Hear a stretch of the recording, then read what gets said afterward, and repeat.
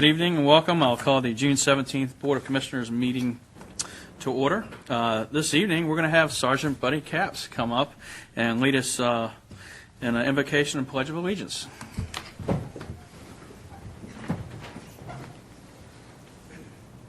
Let us pray. Heavenly Father, we thank you for today. Thank you for all your many blessings. Pray that you would just bless each one as they make decisions for our county, Lord, to better it and to make it safe for you. Just thank you for what you're going to do today, and we give you praise, glory, and honor. In Jesus' name, amen. Amen. I pledge allegiance to the flag of the United States of America and to the republic for which it stands, one nation, under God, indivisible, with liberty and justice for all. Thank you for that. All right. Do we have any changes to the agenda this evening? Yeah, Mr. Chairman, I'd like to make a couple changes to the agenda if I could. First of all, I'd like to move the county manager's report on the agenda to follow the commissioner's report. Okay. And then I'd like to amend the closed session item to include discussion pursuant to GS 143-318.11 to consult with the county attorney in order to preserve the attorney-client privilege and pursuant of GS 143-318.11 to discuss a personnel matter. Okay. Thank you, sir. Can I have a motion for approval? So moved. Do we have a second? All in favor? Aye. Thank you. Oops, sorry. Motion carries. Keep your finger away from that. All right. Thank you. Next item on the agenda this evening is public comment. We do not have anybody signed up for public comment. Would anyone like to speak this evening? Seeing that no one has come forward, I will close public comment and move on to Commissioner's report. Tomorrow evening, if anyone's interested, I'll be giving a State of the County address. This will be taking place down at Point Golf Course at 7 p.m. It is sponsored by the Currituck GOP, but it's open to everyone. So I'm sure several members of the Board of Commissioners would be there. Anyone else interested in coming down, please do. Representative Hainig passed along some information, so I'll share some information from him as well tomorrow evening. Let's see what else. This evening we're missing Commissioner Beaumont. He is absent for a personal family matter. And we certainly wish his family well and keep him in our thoughts and prayers and look forward to seeing him back at our next meeting. And as most of the board knows, I moved off the 4 Drive Beach, and this is kind of my first weekend at home this weekend when in Whalehead. And I was amazed Saturday morning at the armada of service people that came into the neighborhood at 8 o'clock in the morning, just to take care of everything that's from grass to pools to hot tubs to AC. Then my next door neighbor's water line broke, and I mean it was amazing. And those are kind of the unsung heroes, I guess you will, that we never even think about. We always hear about, police department, what they do, fire and EMS and what they do. But so if you're one of those people that's in the service industry that supports our Outer Banks and the efforts there, I just want to say thank you. It was amazing to watch the whole thing just orchestrate and going on.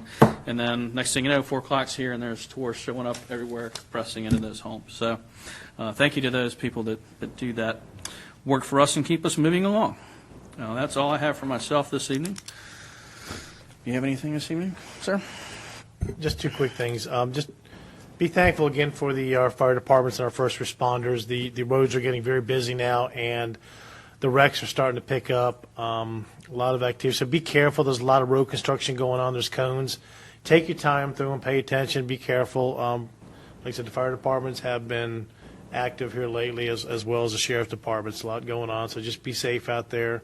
It is tourist season, and we want everybody to go home to their families. And I'm not sure if Ms. Etheridge will touch on this or not, Commissioners, but I believe early voting starts tomorrow. Wednesday, not tomorrow, Wednesday. A lot of people out there don't realize that there's another election coming up for our congressional seats. So just a reminder to people to get out there, and I guess and then the actual voting day is July 9th. So that's it. Thank you, sir. Commissioner Etheridge? Nothing tonight. Nothing tonight. Thank you. Oh. Except hi, Dan. Dan. Mhm. Dan's not here tonight, if anyone noticed that. Commissioner McCord? I got a few things. First off, I'd like to offer condolences to the family. The families from this morning, there was like Commissioner Payment said, there was an awful wreck on the highway, and we had 3 fatalities today. So condolences to the family, as well as compassion to all the guys, the first responders, EMS and deputies and highway patrol and all that stuff. As Commissioner at Large, I tried to go to Corolla more last weekend. I was off. I took a day off, a complete day, believe it or not. I went to North Beach Water Sports, great place. I actually went parasailing with my wife and spent the day in Corolla and spent money, and it was a good time. Our beach is amazing, and like I said, that's why everybody wants to come down there and vacation. Just trying to be more active. I'm actually working beach duty Friday. I haven't worked beach duty since 2003. As a commissioner, I'm going to try to be more involved, and it actually costs me money to work beach duty because I'd make more if I worked for myself. But I'm trying to be more involved in the process of seeing what's going on, what's working good, what's working bad, and just kind of help out with some complaints. Last and final thing, June is move over, like Mike Commissioner Payment said, is move over for not just law enforcement, but for EMS, for anything with safety lights, be it Dominion Power, be it Lance's Towing, be it different businesses, anything with emergency lights. If you don't move over, it's a hefty fine. This weekend, I actually witnessed one of our local highway patrolmen almost got hit by somebody for failing to move over. And it's a hefty ticket. It's $438. That guy got one, compliments of myself on my other job. But like I said, so make sure, like he said, we are up to, I believe, 7 fatalities this year on the road. 7. We had 0 last year. So be careful on the roads. Drive slower. Be safer. Don't text and drive. Wear your seatbelts, all that good stuff. And that's it. That was a lot. So. Thank you, sir. Mr. Etheridge? Yes. I had the opportunity to attend the 5th grade promotion ceremonies at Moyock Elementary and Shawboro Elementary. And then on Friday night, I went to the high school graduation. And I was pleasantly surprised and pleased with the number of students that made the A honor rolls at the elementary school. And then 25% of the graduates were honor students and I thought that was very impressive. But to me, the most impressive thing that took place that night was the keynote address by Commissioner Jarvis. It was not because it was short, but because of what she said. She gave them a mantra to follow in life, and it was be grateful, be adventurous, be kind, and be loving. And she basically told everybody in the audience, if you live those 4 things, life will treat you decently and be good to you. Yesterday, I attended the reopening of Pilgrim's Journey AME Zion Church in Moyock, and it was nice to see those people who have worked so hard over the last year to try to get that church back into shape. And they have submitted, with Barbara Snowden's help, application to be put on the National Historic Registry. And I think that points out something as we talk about cultural and historic tourism, that we need to develop a map, because I know the group finished a significant structures here in the county that we can hand out at the Welcome Center to people as they come down, that they can go by some of these facilities, the Historic Jarvisburg Colored School, the Whalehead Club, so that they know there are historical sites in Currituck, and maybe help some of the tourism dollars flow into mainland Currituck. Thank you. Thank you, sir. Maybe the historic jail at some point in time. Historic jail, that's right. Commissioner Jarvis? I just want to thank you, Owen, for your kind words, and then I want to congratulate the class of 2019 at Currituck High School. The achievements that those students have made have been incredible, the number of scholarships, the number attending college. So congratulations to the class of 2019. Thank you. All right. That's it for Commissioner report. County Manager's report. Thank you, Mr. Chairman. The only thing that I have tonight is that with summertime here, it's appropriate to follow up a couple of the comments that the commissioners have made. First of all, I wanted to show my appreciation for the dedicated staff that we have on our ocean rescue providers and on our EMS. They've done a really good job with some tough situations at our beaches this year already, and providing life-saving services to people who have had issues in the water. I think that they should be commended for that, and we need to recognize. I think we've got a first-class outfit doing both of those things. The service that the citizens of Currituck County get, especially from our fire and EMS, are really second to none. The other thing I wanted to say is with school out, it's important for kids to keep up the reading that they're doing, and if parents are interested, our library offers reading programs throughout the summer. I would encourage them to call the library at 453-8345 and find out about all those programs that are offered. They've got story time for preschool up to 5 years old, and then 5 years old and up, there's a special summer reading program. That's all I have this evening, sir. Thank you. All right, next item on the agenda is public hearings. Item A, PB 1911, complete auto credit. Mark Sassano has requested an automobile sales and use permit for property located at 1383 Currituck Highway in Moyock, the Moyock Township. This item is coming back again. It was on our last agenda. And so at this time, I will reopen the evidentiary phase. And I don't see the applicant here tonight. Was there anyone else that wanted to speak to this? I didn't have anybody signed up, but wanted to put on, say anything for or against, or put on any evidence towards this item that's here tonight. Come on up, sir, please. We need to get you sworn in.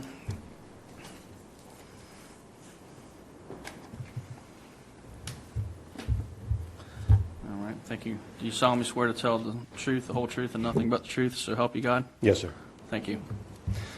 And for the record, if you would give us your name and address, we'll go ahead and start with you. You want to start with that? No, you're here, so it doesn't matter. You were here at last meeting, so appreciate your patience on this. So if you would just give us your name and address and tell us your thoughts. James Ennis, and I'm at 1219 Tulls Creek Road. My wife and I own the property immediately to the north of the Sassino property. They're a car lot. And there's just two things that I'd ask you to consider. I have no objection to what they're looking to do, and I'm certainly not going to tell anyone what they can and can't do with their property. The two things are, one, the ability of us to be able to see around his property in order to safely exit ours. It was just me and my wife, but now we have tenants and our clients come in and out of the building with some frequency, and in particular in the summertime. There's obviously a lot of traffic that heads north and heads north quickly. And Mr. Sassino Sr., when he first was there, he would have a few cars parked right next to the highway on the slope portion of the property. And I'd approached him and asked him to move them back because we couldn't see around the corner to safely exit the property. And he did move them. When his son opened the car lot, he had done the same thing. And I went over and explained what my problem was, and he very kindly acquiesced to my request, and he has moved the cars back, and I appreciate that. So as long as we can continue that, which I don't believe either gentleman have an objection to, but I'll let them comment on that. Other than that, I just have one other thing.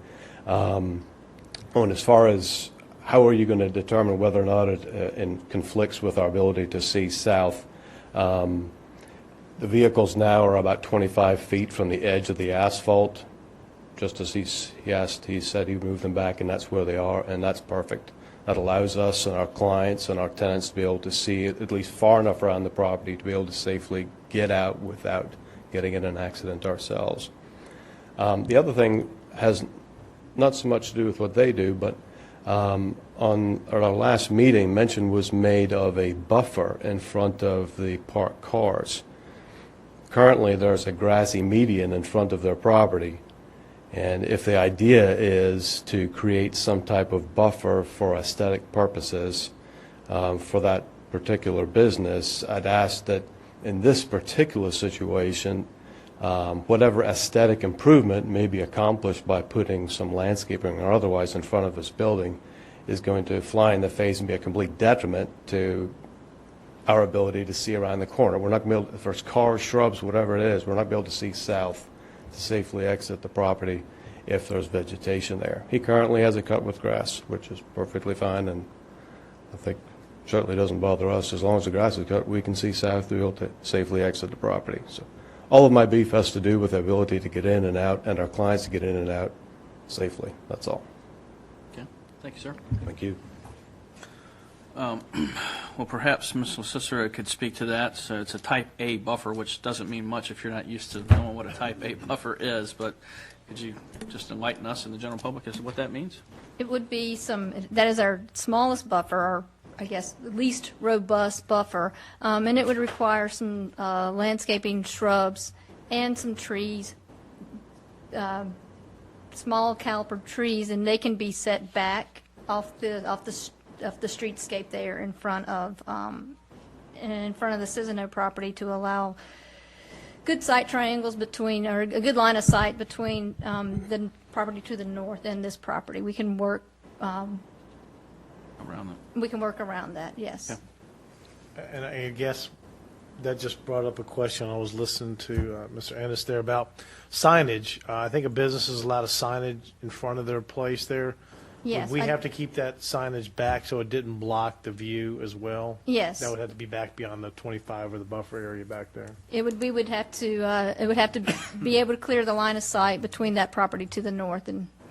Okay. And then mainland properties, signs can go up quite a bit, right? The height restriction Yes. is quite a bit. I'm used to dealing with beach properties, so that may be self-correcting, if you will, because of the height of the base of the sign can be higher. That's why I just want to make sure, because, that didn't block the view if the sign goes up. These are photos that were taken from this morning. We had our code enforcement officer went out and took pictures of this property, and you can see this area to the north that's designated on their site plan as parking has been cleared out. What? Okay. How recent was that? The picture was taken this morning. Okay, because I know a few days ago it didn't look like that. And here is, once again, the area directly in front of the building, and then an area to the south. And I'm sorry I'm flipping back and forth, but the yellow area designated on this site plan is area that they would be displaying the cars. The buffer would go somewhere in that grassy area, but once again, we would work with, during the site plan process, we would work with the property owner to make sure that any landscaping put in would clear that line of sight to the northern property there. So these are the pictures that were taken this morning, and more in conformance with the site plan than at the previous meeting. Where are the buses parked? The buses, Behind the building?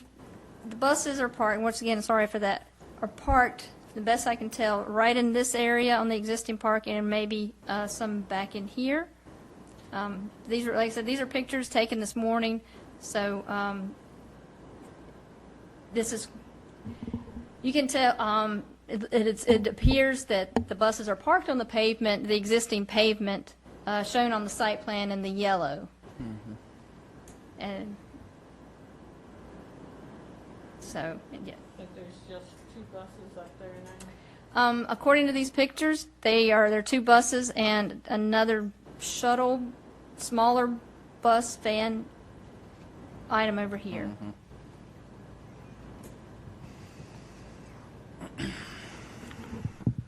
Okay, that's it. Would you like to come up and speak, sir? We're continuing the meeting. Sorry for running a little behind. If you here. would, just please restate your name so we have that for the record. Mark Cicino. Okay. All right, do you have anything to add this evening? Mr. Chairman, I think you might want to swear the applicant. Okay. And If you would, there's a bobble right underneath it there. We'll just swear you back in again. Do you solemnly swear to tell the whole truth and nothing but the truth, so help you God? I do. Thank you, sir. All right. So do you have any Any more comments for us this evening or anything? I don't believe so. The buses are on the pavement that are there. There are still 2 buses. I anticipate those being sold and being gone very shortly. Things ran a little bit behind with me getting it done at the last meeting. I'm not an excuse maker. The morning of the last meeting, my brother-in-law was actually found dead from an accidental overdose. I thought I'd be able to work through that and it wasn't going to affect me. It actually affected me and the family, and the 2 weeks right after that meeting, nothing happened. Once I got that cleared up, I eliminated a lot of inventory, got buses out of there, and cleaned up the property. To speak to Mr. Ennis's statements, I think, as he confirmed, all the cars have stayed back on what would be the display area proposed, and that's perfect for their line of sight. And I'm happy to answer any questions. I have. What's the?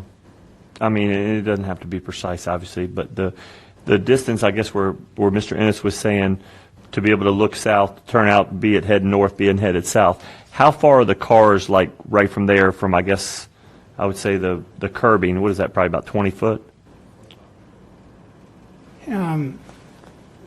I think it's. I mean, it doesn't have to be exact. I mean, just I mean.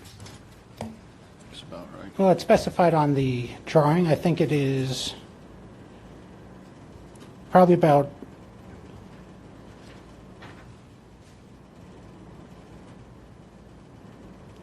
10 to 15 feet back from the curbing there. Okay. And it's whatever was required, but that also does fit with the line of sight firm.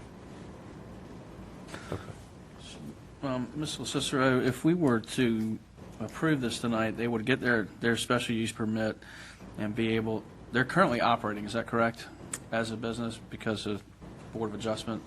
Yes. Okay.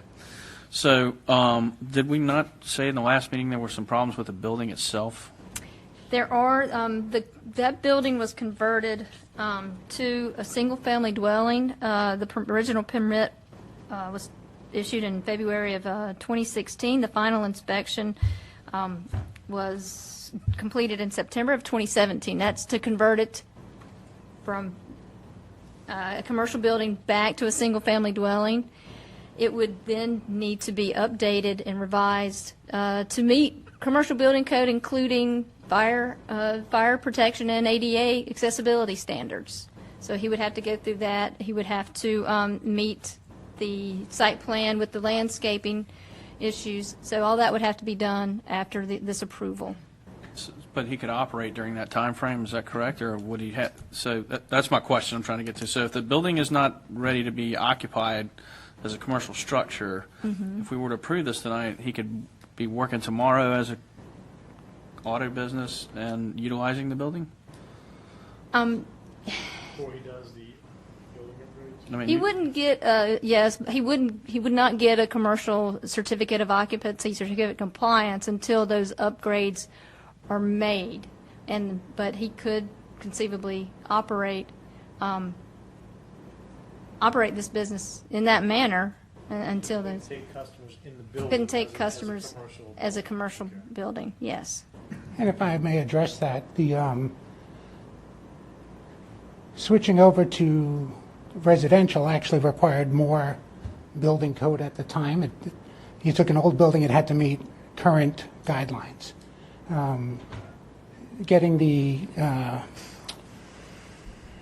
an architect to write up the Appendix B, I don't anticipate there being many changes, if any, required. The building should meet requirements the way it is. But if anything is required, that's not an issue. Yeah, just as long as the inspections, passes it with the ADA and all, if all that passes, That's- it's good to go. And so that brings up another question. As a condition of this permit, can we put a time stamp on that? Like it needs to be completed by the work? Because otherwise, what's the point of converting the building? That's my problem here with this, is that there's no, you got the permit. Correct. You may impose such a condition. Okay, thank you. Can I ask if there's, I mean, is the applicant, is he aware of, like, if it's 12 things, 20 things to get, I mean, is he aware of what is going to have to be done to take it He's from? been in touch with our building inspections department, our chief building Okay. inspector, and he has a good idea that when I spoke with our chief inspector this morning, he has given him the criteria, maybe not every last detail punch list, but he's given the criteria that he would have to meet. Right, and what I've been instructed, excuse me? Do you have a timeline to get that up to do the upgrades for that building? That it would take to do that? Well, the first step would be contracting an architectural firm to do this Appendix B write-up, and then that would give us the punch list. Right now, I've not been told I need to do A, B, or C, but based on my experience in commercial real estate, there shouldn't be much of an issue. ADA compliant, there's no steps that would be required, there's the handrails in the bathroom, wide hallways. If there's anything required, it won't be an issue, and I'd meet a timeline. 30 days? It might take 30 days to have an architect complete the series. Okay. The, So, I mean, if you're thinking, if we're looking at putting a timeline, I just want to make sure. Right, so the question is, what would you be comfortable with if we were to put a timeline on affecting the repairs to that building and bringing the property into compliance? If we could say 90 days, I think would be reasonable.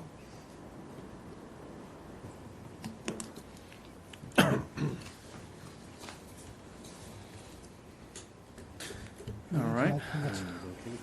Would 90 days be enough for all those The previous- repairs, including the septic system repairs and the stormwater and the sprinkler systems? There's no septic system upgrade required. There's going to be an upgrade for going to residential if you wanted to have more bedrooms, because that would be more people. My water bill there is $20 a month, which is the minimum. One of the concerns from staff from the Albemarle Regional Health was that the septic system needed repairs. There was a permit applied for to upgrade the septic system in order to go to more bedrooms for a residential house. I don't think that will be an issue for the commercial, especially the use we have. So, yeah, it looks like they commented that Page 14. it was on the old work permit, a repair permit from 2017, from April of 17. For residential. Yeah. Cannot approve of drinking or parking any motor vehicle in the parking lot of existing septic system proposed. I'm assuming you're not trying to put the tank or the septic field underneath the parking lot. No. Okay, because that's one of the concerns that looks like he had as well, was that you cannot approve of driving or parking any vehicle in any part of the existing septic system if proposed. Sir, I have to swear you in, and we have to get your name. So if you'd like to speak, we can do that. Okay. Okay. So let's pull out the Bible again. Left hand on the Bible, right hand. Do you solemnly swear to tell the truth, the whole truth, and nothing but the truth? So help you God. Thank you. And what is your name, sir? Kenneth Cicino, this is my son. Okay. My daughter had a salon there for 2 years, 3 years, and she spent like $12,000 on the whole septic tank over. We all know because it was a mess at that time, which is only about 5 years. Yeah, and I dealt with Mr. Costello all the time. I had that building 16 years, and he approved everything for the commercial building. And when I filed for residence, I had to spend another $6,000 because I had to change over the electric, I had to make the windows bigger, did a lot more things. But never changed anything that as far as commercial is concerned, just made it that much better for a residence, which had to be done because it had to be like a new home. That's what I was told. I don't know, Mr. Costello was retired since then, but that's what happened there. Okay. You know, as far as the lights, like the commercial lights are still in there, which they stay on all the time, stays quiet and all those other things. Everything is pretty much the same. The only thing they got different when I flew out to the residents was they had to make the windows bigger, had to make the fire alarms together, spent $600,000 doing that. And never used, of course, and we decided to live in a car lot there. And never became residents. Okay. Never lived there. Never rented it. Okay. Thank you. All right, thank you, sir. All right. Anything further for the applicant this evening from the board? Any final statements from you, sir? No. Okay, thank you very much. All right. Well, now I'll close the evidentiary phase. Do that, Mr. Chairman. I guess I'm reopening that. It's just for a second. Ms. LaCicero mentioned that we're going to put some type of trees or shrubs in that. She said you median can area, move them further back. but they're still going to be in the median area in front of his cars? I think we want to take them back beyond the 25-foot that you said you needed. You made a comment you need 25 feet to Well, that see. median is located within the 25 feet. So if you- Correct, but that's why I don't really want to put anything in that 25 feet, because it would block the view then. That would be perfect, thank you. Yeah, well, that's what I made I a was note gonna- here about that, yeah. Like, I mean, when you say trees and shrubs, like if there's dwarf shrubs in that 25-foot buffer and they never get higher than 16 inches, I mean, that wouldn't be an issue. But like if there's trees, that would be an issue. And we could, that's where we would work with the site plan And on move- tree okay. placement and move the trees back. It doesn't all have to be Compressed. compressed, and it doesn't have to be every, 5 feet a tree, but overall, the buffer should meet our standards. I got you. Yeah, because What size trees, as far as what, for the type A, the caliper? I need to look that up. I mean, if they can be moved, it's not going to be an issue. While Ms. LaCicero looks that up, keep in mind that if you want to require the trees to be a certain distance from something other than what the UDO requires, it would have to be a condition of the Well, that's special why I use think permit. part of it, I think we need to maintain that 25 feet that the neighbor needs open site for his clients and the business, so anything. for the we business need- too, for the Yeah, we cars. need to maintain that 25 feet of clearance for. Okay.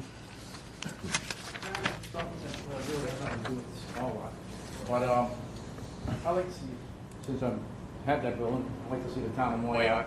It's shaken up. I mean, the dollar store and all these other things.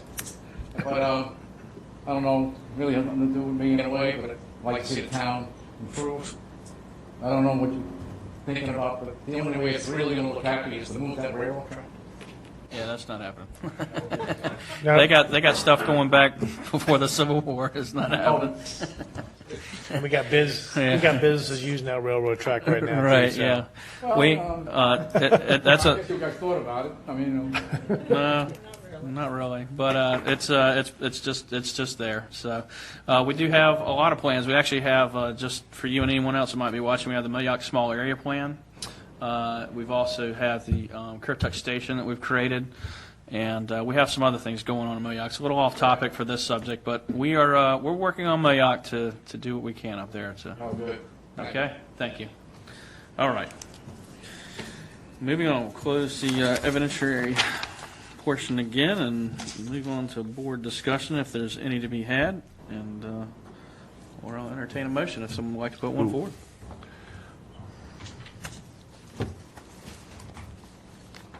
All right, I'll hit the floor running.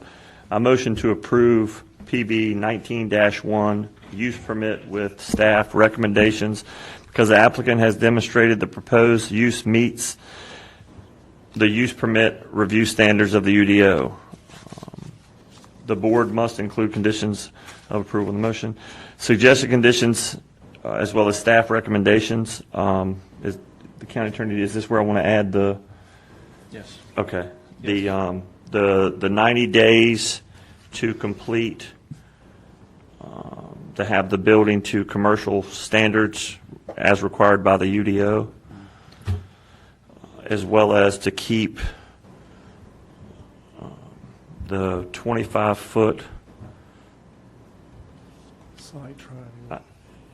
from, I guess, yeah, from the site trying to keep that clear, far as with the landscape and buffer, that the trees can be moved to keep that type A buffer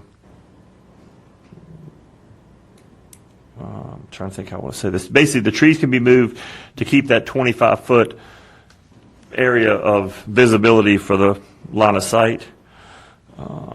The improvements will be made to the parking and display areas in accordance with the approved minor site plan. The landscape will be upgraded in accordance to the UDO, with the exception of the trees being moved out of that 25-foot site area. Display areas will be screened with a type A buffer. Same thing, that's keeping the 25-foot area back. Outdoor storage of vehicles shall occur only within the approved display areas from the site plan. Commissioner McCord, if staff can get just a couple of points of clarification. The 90-day time frame, you're saying that they have from approval, they have 90 days to get a certificate of occupancy from our building inspector. Is that correct? Yes. And the 25 feet, is that coming 25 feet from the right-of-way back? Is that the intention, that they would have to keep clear for site purposes? Do we know the exact? Well, it may be easier to allow staff the leeway to work with the applicant To keep that. to keep the site triangles open when applying the type A buffer. Would that make more sense, rather than trying to say keep the 25-foot setback open? It might make more sense. It's vagueness in a special use permit does have some concern from a regulatory standpoint. Okay. So it's much easier for staff if we get from this point to that point, it's 25 feet. Curb. I think the Mr. Rose said from the curb, 25 feet is what he needed for line of sight for the northbound traffic. So I think from the curb, 25 feet from the curb, I think would be sufficient for the way what was suggested. Is that Just, yeah, and that's, like you said, the kind of the same thing on the next part where it says will not endanger the public. So, Okay, so 25 feet from the curb. 25 feet from the curb. Okay. Okay. Thank you, sir. No problem. Thank you for. All right. The board may include additional conditions of approval in the motion. The use permit review standards worksheet. The use will not endanger the public health or safety. As this property has had very limited use in recent years, cleaning up and using the property as a retail location will be a health and safety improvement by keeping the property clean. It will eliminate an area that could lend itself to trespassing and vandalism. The use will not injure the value of adjoining or abutting lands and will be in harmony with the area in which it is located. The proposed use will improve the local area and increase property values. Instead of a rundown property, it will be an attractive and bustling with business. And then the use will be in conformity with the land use plan or other officially adopted plans. The 2006 land use plan classifies this site as rural within the Moyock sub-area. The proposed use is in keeping with the policies of the plan, some of which are Policy ED1. New and expanding industries and businesses should be especially encouraged that, 1, diversify the local economy, 2, train and utilize a more highly skilled labor force, 3, are compatible with the environmental quality and natural amenity-based economy of Currituck County. Policy ED4, in addition to the recruitment and expansion of major new industries, the considerable value of small business startups, expansions, and spin-offs shall also be recognized. And the use will not exceed the county's ability to provide adequate public facilities. The proposed use will have no impact on schools, and the county has the ability to provide adequate public facilities to the business. Thank you. Do we have a second? I'll second it. First and a second. All in favor? Aye. Any nays? Hearing none, the motion carries unanimously. Thank you. All right, gentlemen, thank you. Next item, new business, consideration and action, PB 13-12, Moyock Commons, Phase 1. Request for a 2-year expansion, or 2-year extension of the preliminary plat use permit for a 55-lot residential subdivision located on the westerly terminus of Moyock Commons Drive, behind the Food Line Shop Center, tax map 15, parcel 79, Moyock Township. And with that, Ms. Cicero, Thank you, back in the seats again. Thank you, Mr. Chairman. This is a request for the preliminary plat use permit for this property for 55 lots behind the Food Line, Moyock Commons Phase 1. This is the rendering for the preliminary plat. The applicant has not been able to apply for their state permit for sewer because our facility, the county's facility, is under an SOC right now and cannot accept new users at this time. So the applicant has requested the 2-year extension. This applicant did receive approval prior to the change that we've made in our preliminary plat use permit extension process. And if there's any questions, I'll be glad to What's answer. an SOC, for those of us that don't know what that is? A self-imposed, But it stands for Special Order Special- of Consent. Sorry, and it is basically an agreement between the county and the Division of Department of Environmental Quality, and specifically their Water Quality Division, whereby we have a plant that struggles to meet limits because of some science issues. This allows the limits to be expanded while we get it into compliance. The issue is that there are no sewer line extensions for permitted for a plant that's under an SOC. So it's not that new users can't hook up necessarily. It's that, and we have 3 projects, this being one of them, that can't get permitted from the state to extend the sewer line to them. An example of someone that can still hook up, if there's a subdivision that is served by a central pump station, they are still able to build houses in those subdivisions. This subdivision has not had any development yet, so it falls under the rules of needing a new state-issued permit in order to connect to the wastewater plant. Okay, thank you. Any questions for Ms. Cicero? Discussion? All right. Mr. Chairman, I move that we grant the extension. Okay, thank you. All in favor? Aye. Any opposed? Hearing none. Carries unanimously. Thank you.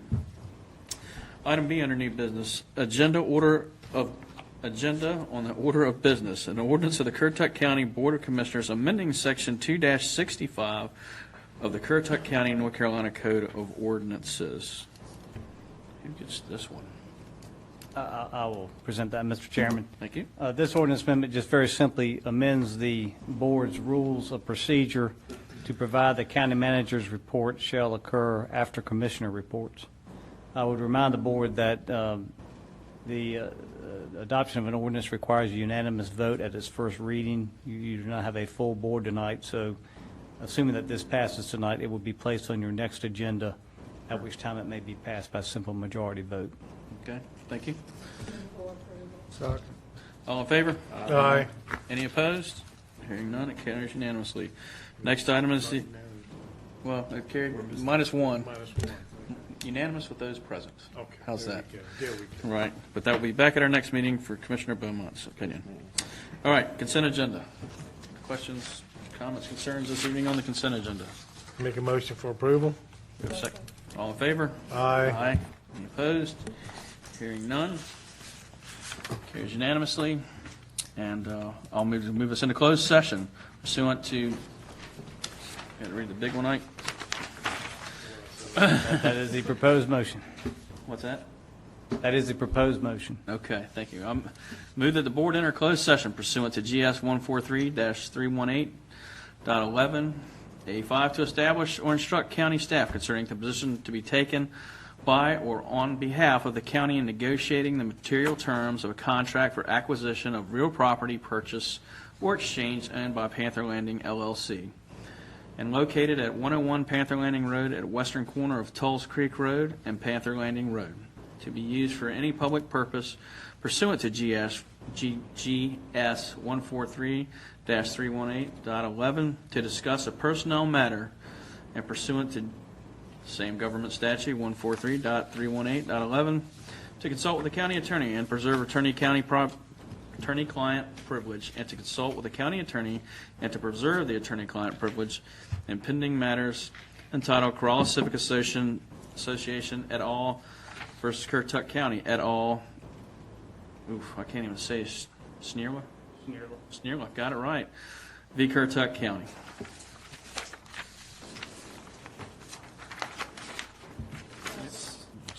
All in favor? Aye. Any opposed? All right, we're going to sojourn to the other room for this one so that